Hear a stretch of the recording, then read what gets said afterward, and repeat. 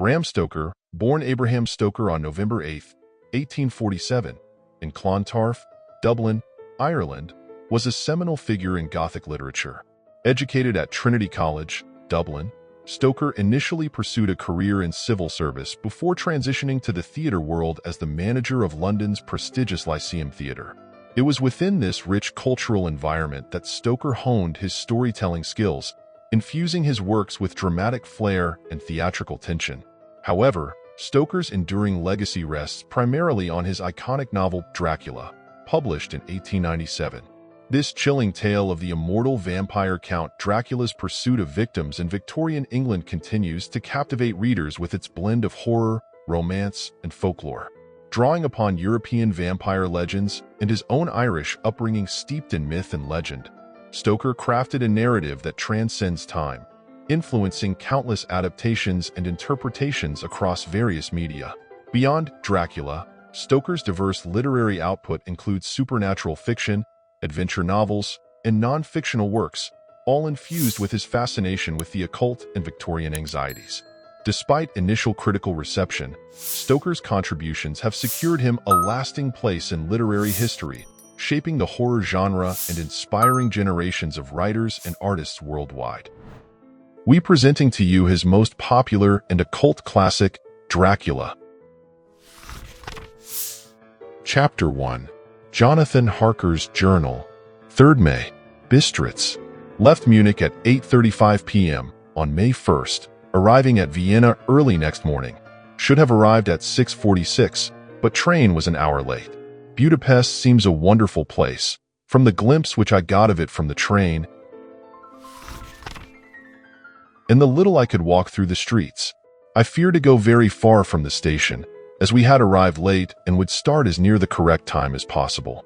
The impression I had was that we were leaving the west and entering the east, the most western of splendid bridges over the Danube, which is here of noble width and depth, took us among the traditions of Turkish rule.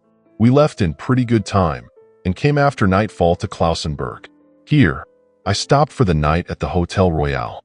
I had for dinner, or rather supper, a chicken done up some way with red pepper, which was very good but thirsty. "Ma'am, get recipe for Mina."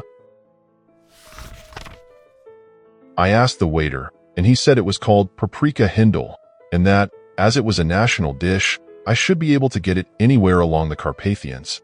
I found my smattering of German very useful here indeed. I don't know how I should be able to get on without it. Having had some time at my disposal when in London, I had visited the British Museum and made search among the books and maps in the library regarding Transylvania. It had struck me that some foreknowledge of the country could hardly fail to have some importance in dealing with a nobleman of that country. I find that the district he named is in the extreme east of the country, just on the borders of 3 states, Transylvania, Moldavia, and Bukovina, in the midst of the Carpathian Mountains, one of the wildest and least known portions of Europe. I was not able to light on any map or work giving the exact locality of the Castle Dracula, as there are no maps of this country as yet to compare with our own Ordnance Survey maps. But I found that Bistritz, the post town named by Count Dracula, is a fairly well-known place. I shall enter here some of my notes, as they may refresh my memory when I talk over my travels with Mina. In the population of Transylvania there are 4 distinct nationalities: Saxons in the south, and mixed with them the Wallachs, who are the descendants of the Dacians, Magyars in the west, and Zekilis in the east and north. I am going among the latter, who claim to be descended from Attila and the Huns. This may be so, for when the Magyars conquered the country in the 11th century, they found the Huns settled in it. I read that every known superstition in the world is gathered into the horseshoe of the Carpathians, as if it were the center of some sort of imaginative whirlpool. If so, my stay may be very interesting. "Ma'am, I must ask the Count all about them." I did not sleep well, though my bed was comfortable enough, for I had all sorts of queer dreams. There was a dog howling all night under my window, which may have had something to do with it. Or it may have been the paprika, for I had to drink up all the water in my carafe and was still thirsty. Towards morning I slept and was wakened by the continuous knocking at my door. So I guess I must have been sleeping soundly then. I had for breakfast more paprika, and a sort of porridge of maize flour which they said was mamaliga, and eggplant stuffed with forcemeat, a very excellent dish, which they call implatata. Ma'am, get recipe for this also? I had to hurry breakfast, for the train started a little before 8, or rather it ought to have done so, for after rushing to the station at 7:30, I had to sit in the carriage for more than an hour before we began to move. It seems to me that the further east you go, the more unpunctual are the trains. What ought they to be in China? All day long we seemed to dawdle through a country which was full of beauty of every kind. Sometimes we saw little towns or castles on the top of steep hills such as we see in old missals. Sometimes we ran by rivers and streams which seemed from the wide stony margin on each side of them to be subject to great floods. It takes a lot of water, and running strong, to sweep the outside edge of a river clear. At every station there were groups of people, sometimes crowds, and in all sorts of attire. Some of them were just like the peasants at home, or those I saw coming through France and Germany, with short jackets and round hats and homemade trousers. But others were very picturesque. The women looked pretty, except when you got near them, but they were very clumsy about the waist. They had all full white sleeves of some kind or other, and most of them had big belts with a lot of strips of something fluttering from them like the dresses in a ballet. But of course there were petticoats under them. The strangest figures we saw were the Slovaks, who were more barbarian than the rest, with their big cowboy hats, great baggy dirty white trousers, white linen shirts, and enormous heavy leather belts, nearly a foot wide, all studded over with brass nails. They wore high boots, with their trousers tucked into them, and had long black hair and heavy black mustaches. They are very picturesque, but do not look prepossessing. On the stage they would be set down at once as some old oriental band of brigands. They are, however, I am told, very harmless and rather wanting in natural self-assertion. It was on the dark side of twilight when we got to Bistritz, which is a very interesting old place, being practically on the frontier, for the Borgo Pass leads from it into Bukovina. It has had a very stormy existence, and it certainly shows marks of it.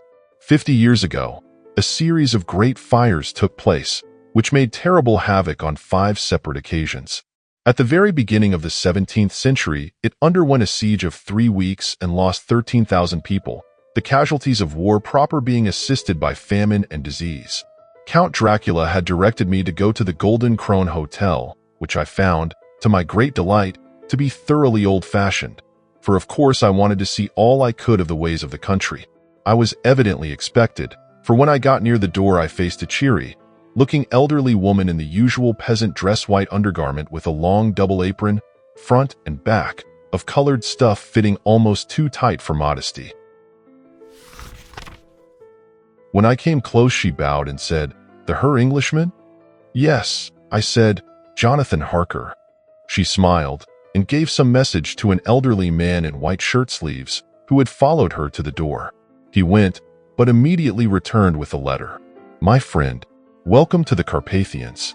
I am anxiously expecting you. Sleep well tonight. At 3 tomorrow the diligence will start for Bukovina. A place on it is kept for you. At the Borgo Pass my carriage will await you and will bring you to me. I trust that your journey from London has been a happy one, and that you will enjoy your stay in my beautiful land. Your friend, Dracula."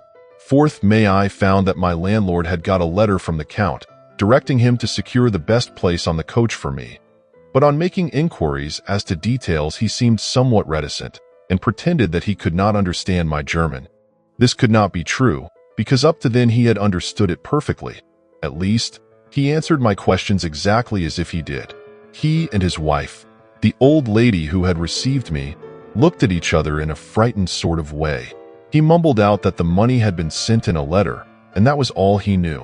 When I asked him if he knew Count Dracula and could tell me anything of his castle, both he and his wife crossed themselves, and, saying that they knew nothing at all, simply refused to speak further. It was so near the time of starting that I had no time to ask anyone else, for it was all very mysterious and not by any means comforting. Just before I was leaving, the old lady came up to my room and said in a hysterical way, "Must you go? Oh, young Herr, must you go?"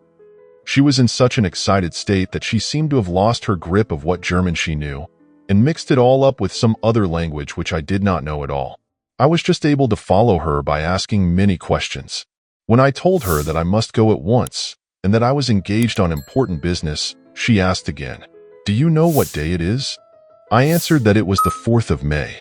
She shook her head as she said again, "Oh, yes, I know that, but do you know what day it is?"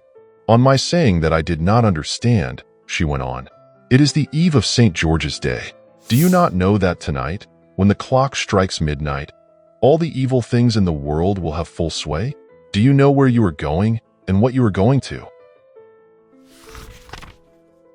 She was in such evident distress that I tried to comfort her, but without effect. Finally, she went down on her knees and implored me not to go, at least to wait a day or two before starting. It was all very ridiculous, but I did not feel comfortable. However, there was business to be done, and I could allow nothing to interfere with it. I tried to raise her up and said, as gravely as I could, that I thanked her, but my duty was imperative and that I must go. She then rose and dried her eyes, and taking a crucifix from her neck, offered it to me. I did not know what to do, for, as an English churchman, I have been taught to regard such things as in some measure idolatrous, and yet it seemed so ungracious to refuse an old lady meaning so well and in such a state of mind. She saw, I suppose, the doubt in my face, for she put the rosary round my neck and said, "For your mother's sake," and went out of the room. I am writing up this part of the diary whilst I am waiting for the coach, which is, of course, late, and the crucifix is still round my neck. Whether it is the old lady's fear, or the many ghostly traditions of this place, or the crucifix itself, I do not know, but I am not feeling nearly as easy in my mind as usual. If this book should ever reach Mina before I do, let it bring my goodbye. Here comes the coach. 5th May. The castle. The gray of the morning has passed, and the sun is high over the distant horizon, which seems jagged, whether with trees or hills I know not, for it is so far off that big things and little are mixed. I am not sleepy, and as I am not to be called till I awake, naturally I write till sleep comes. There are many odd things to put down, and, lest who reads them may fancy that I dined too well before I left Bistritz, let me put down my dinner exactly. I dined on what they called robber steak, bits of bacon, onion, and beef, seasoned with red pepper, and strung on sticks, and roasted over the fire, in simple style of the London cat's meat. The wine was golden mediash, which produces a queer sting on the tongue, which is, however, not disagreeable. I had only a couple of glasses of this, and nothing else. When I got on the coach, the driver had not taken his seat, and I saw him talking to the landlady. They were evidently talking of me, for every now and then they looked at me, and some of the people who were sitting on the bench outside the door came and listened, and then looked at me, most of them pityingly. I could hear a lot of words often repeated, queer words, for there were many nationalities in the crowd, so I quietly got my polyglot dictionary from my bag and looked them out. I must say they were not cheering to me, for amongst them were Ordog, meaning Satan, Pokol, meaning hell, Stragoica, meaning witch, Vrolok, and Volkoslak. Both mean the same thing, one being Slovak and the other Serbian for something that is either werewolf or vampire. "Ma'am, I must ask the Count about these superstitions." When we started, the crowd round the inn door, which had by this time swelled to a considerable size, all made the sign of the cross and pointed 2 fingers towards me. With some difficulty, I got a fellow passenger to tell me what they meant. He would not answer at first, but on learning that I was English, he explained that it was a charm or guard against the evil eye. This was not very pleasant for me, just starting for an unknown place to meet an unknown man. But everyone seemed so kind-hearted and so sorrowful and so sympathetic that I could not but be touched. I shall never forget the last glimpse which I had of the inn yard and its crowd of picturesque figures, all crossing themselves, as they stood round the wide archway, with its background of rich foliage of oleander and orange trees and green tubs clustered in the center of the yard. Then, our driver, whose wide linen drawers covered the whole front of the box seat, Gatsa, they call them, cracked his big whip over his 4 small horses, which ran abreast, and we set off on our journey. I soon lost sight and recollection of ghostly fears in the beauty of the scene as we drove along. Although had I known the language, or rather languages, which my fellow passengers were speaking, I might not have been able to throw them off so easily. Before us lay a green sloping land full of forests and woods, with here and there steep hills, crowned with clumps of trees or with farmhouses, the blank gable end to the road. There was everywhere a bewildering mass of fruit blossom, apple, plum, pear, cherry. As we drove by, I could see the green grass under the trees spangled with the fallen petals.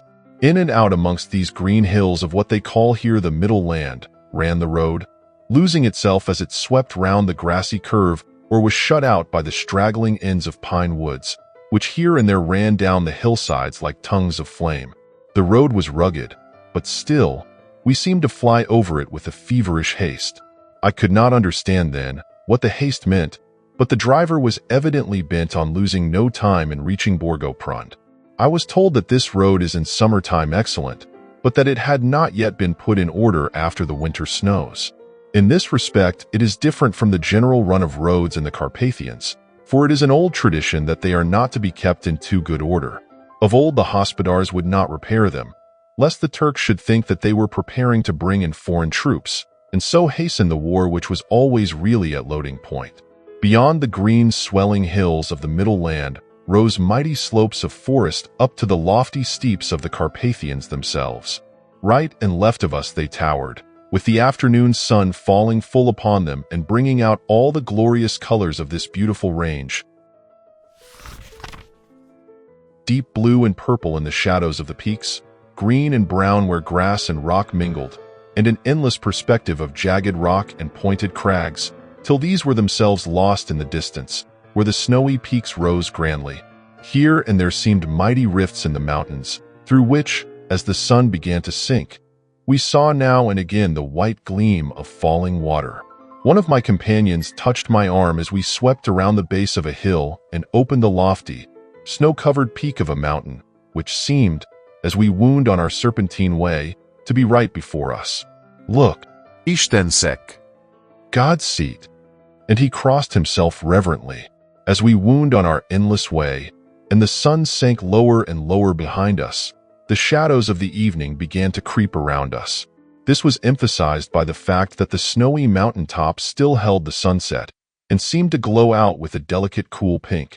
Here and there we passed Czechs and Slovaks, all in picturesque attire, but I noticed that goiter was painfully prevalent. By the roadside were many crosses, and as we swept by, my companions all crossed themselves. Here and there was a peasant man or woman kneeling before a shrine, who did not even turn round as we approached, but seemed in the self-surrender of devotion to have neither eyes nor ears for the outer world. There were many things new to me. For instance, hay ricks in the trees, and here and there very beautiful masses of weeping birch, their white stems shining like silver through the delicate green of the leaves. Now and again, we passed a lighter wagon, the ordinary peasant's cart, with its long, snake-like vertebra, calculated to suit the inequalities of the road. On this were sure to be seated quite a group of homecoming peasants, the Czechs with their white, and the Slovaks with their colored sheepskins, the latter carrying lance-fashion their long staves, with axe at end. As the evening fell, it began to get very cold, and the growing twilight seemed to merge into one dark mistiness the gloom of the trees, oak, beech, and pine. Though in the valleys which ran deep between the spurs of the hills, as we ascended through the pass, the dark firs stood out here and there against the background of late, lying snow. Sometimes, as the road was cut through the pine woods that seemed in the darkness to be closing down upon us, great masses of grayness which here and there bestrewed the trees, produced a peculiarly weird and solemn effect, which carried on the thoughts and grim fancies engendered earlier in the evening, when the falling sunset threw into strange relief the ghost-like clouds which amongst the Carpathians seemed to wind ceaselessly through the valleys. Sometimes the hills were so steep that, despite our driver's haste, the horses could only go slowly. I wished to get down and walk up them, as we do at home, but the driver would not hear of it. "No, no," he said, "you must not walk here. The dogs are too fierce." And then he added, with what he evidently meant for grim pleasantry, for he looked round to catch the approving smile of the rest, "And you may have enough of such matters before you go to sleep." The only stop he would make was a moment's pause to light his lamps. When it grew dark, there seemed to be some excitement amongst the passengers, and they kept speaking to him, one after the other, as though urging him to further speed. He lashed the horses unmercifully with his long whip, and with wild cries of encouragement urged them on to further exertions. Then through the darkness I could see a sort of patch of gray light ahead of us, as though there were a cleft in the hills. The excitement of the passengers grew greater. The crazy coach rocked on its great leather springs and swayed like a boat tossed on a stormy sea. I had to hold on. The road grew more level, and we appeared to fly along. Then the mountains seemed to come nearer to us on each side and to frown down upon us. We were entering on the Borgo Pass. One by one several of the passengers offered me gifts, which they pressed upon me with an earnestness which would take no denial. These were certainly of an odd and varied kind, but each was given in simple good faith, with a kindly word and a blessing, and that same strange mixture of fear-meaning movements which I had seen outside the hotel at Bistritz, the sign of the cross and the guard against the evil eye. Then, as we flew along, the driver leaned forward, and on each side the passengers, craning over the edge of the coach. Then, as we flew along, the driver leaned forward, and on each side the passengers, craning over the edge of the coach, peered eagerly into the darkness. It was evident that something very exciting was either happening or expected, but though I asked each passenger, no one would give me the slightest explanation. This state of excitement kept on for some little time, and at last, we saw before us the pass opening out on the eastern side. There were dark, rolling clouds overhead, and in the air the heavy, oppressive sense of thunder. It seemed as though the mountain range had separated two atmospheres, and that now we had got into the thunderous one. I was now myself looking out for the conveyance which was to take me to the Count. Each moment I expected to see the glare of lamps through the blackness, but all was dark. The only light was the flickering rays of our own lamps, in which the steam from our hard-driven horses rose in a white cloud. We could see now the sandy road lying white before us, but there was on it no sign of a vehicle. The passengers drew back with a sigh of gladness, which seemed to mock my own disappointment. I was already thinking what I had best do, when the driver, looking at his watch, said to the others something which I could hardly hear. It was spoken so quietly and in so low a tone, I thought it was an hour less than the time. Then turning to me, he spoke in German worse than my own. "There is no carriage here. The Herr is not expected after all. He will now come on to Bukovina and return tomorrow or the next day, better the next day." Whilst he was speaking, the horses began to neigh and snort and plunge wildly, so that the driver had to hold them up. Then, amongst a chorus of screams from the peasants and a universal crossing of themselves, a caleche, with 4 horses, drove up behind us, overtook us, and drew up beside the coach. I could see from the flash of our lamps as the rays fell on them, that the horses were coal-black and splendid animals. They were driven by a tall man, with a long brown beard and a great black hat, which seemed to hide his face from us. I could only see the gleam of a pair of very bright eyes, which seemed red in the lamplight, as he turned to us. He said to the driver, "You are early tonight, my friend." The man stammered in reply. The English Herr was in a hurry. To which the stranger replied, "That is why, I suppose, you wished him to go on to Bukovina. You cannot deceive me, my friend. I know too much, and my horses are swift." As he spoke, he smiled, and the lamplight fell on a hard-looking mouth, with very red lips and sharp-looking teeth, as white as ivory. One of my companions whispered to another the line from Burger's Lenore, "Denn die Toten reiten schnell." For the dead travel fast. The strange driver evidently heard the words, for he looked up with a gleaming smile. The passenger turned his face away, at the same time putting out his 2 fingers and crossing himself. "Give me the Herr's luggage," said the driver, and with exceeding alacrity my bags were handed out and put in the caleche. Then I descended from the side of the coach, as the caleche was close alongside, the driver helping me with a hand which caught my arm in a grip of steel. His strength must have been prodigious. Without a word he shook his reins, the horses turned, and we swept into the darkness of the pass. As I looked back, I saw the steam from the horses of the coach by the light of the lamps, and projected against it the figures of my late companions crossing themselves. Then the driver cracked his whip and called to his horses, and off they swept on their way to Bukovina. As they sank into the darkness, I felt a strange chill, and a lonely feeling come over me. But a cloak was thrown over my shoulders, and a rug across my knees, and the driver said in excellent German, "The night is chill, mein Herr, and my master the Count bade me take all care of you. There is a flask of Slivovitz, the plum brandy of the country, underneath the seat, if you should require it." I did not take any, but it was a comfort to know it was there all the same. I felt a little strangely, and not a little frightened. I think had there been any alternative I should have taken it, instead of prosecuting that unknown night journey. The carriage went at a hard pace straight along. Then we made a complete turn and went along another straight road. It seemed to me that we were simply going over and over the same ground again, and so I took note of some salient point and found that this was so. I would have liked to have asked the driver what this all meant, but I really feared to do so, for I thought that, placed as I was, any protest would have had no effect in case there had been an intention to delay.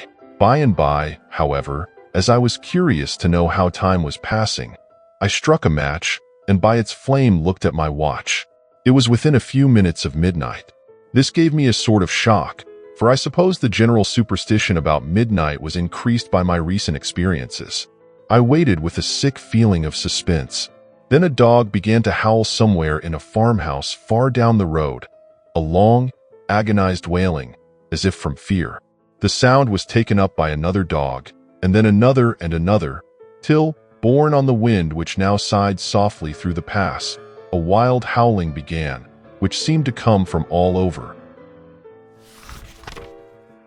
the country, as far as the imagination could grasp it through the gloom of the night. At the first howl, the horses began to strain and rear, but the driver spoke to them soothingly, and they quieted down, but shivered and sweated as though after a runaway from sudden fright. Then, far off in the distance, from the mountains on each side of us began a louder and a sharper howling, that of wolves, which affected both the horses and myself in the same way. For I was minded to jump from the caleche and run, whilst they reared again and plunged madly, so that the driver had to use all his great strength to keep them from bolting. In a few minutes, however, my own ears got accustomed to the sound, and the horses so far became quiet that the driver was able to descend and to stand before them. He petted and soothed them, and whispered something in their ears, as I have heard of horse tamers doing, and with extraordinary effect, for under his caresses they became quite manageable again, though they still trembled. The driver again took his seat, and shaking his reins, started off at a great pace. This time, after going to the far side of the pass, he suddenly turned down a narrow roadway which ran sharply to the right. Soon we were hemmed in with trees, which in places arched right over the roadway till we passed as through a tunnel. And again, great frowning rocks guarded us boldly on either side. Though we were in shelter, we could hear the rising wind, for it moaned and whistled through the rocks, and the branches of the trees crashed together as we swept along. It grew colder and colder still, and fine, powdery snow began to fall, so that soon we and all around us were covered with a white blanket. The keen wind still carried the howling of the dogs, though this grew fainter as we went on our way. The baying of the wolves sounded nearer and nearer, as though they were closing round on us from every side. I grew dreadfully afraid, and the horses shared my fear. The driver, however, was not in the least disturbed. He kept turning his head to left and right, but I could not see anything through the darkness. Suddenly, away on our left I saw a faint flickering blue flame. The driver saw it at the same moment. He at once checked the horses and, jumping to the ground, disappeared into the darkness. I did not know what to do, the less as the howling of the wolves grew closer. But while I wondered, the driver suddenly appeared again, and without a word took his seat, and we resumed our journey. I think I must have fallen asleep and kept dreaming of the incident, for it seemed to be repeated endlessly, and now looking back, it is like a sort of awful nightmare. Once the flame appeared so near the road, that even in the darkness around us I could watch the driver's motions. He went rapidly to where the blue flame arose. It must have been very faint, for it did not seem to illumine the place around it at all, and gathering a few stones, formed them into some device. Once there appeared a strange optical effect.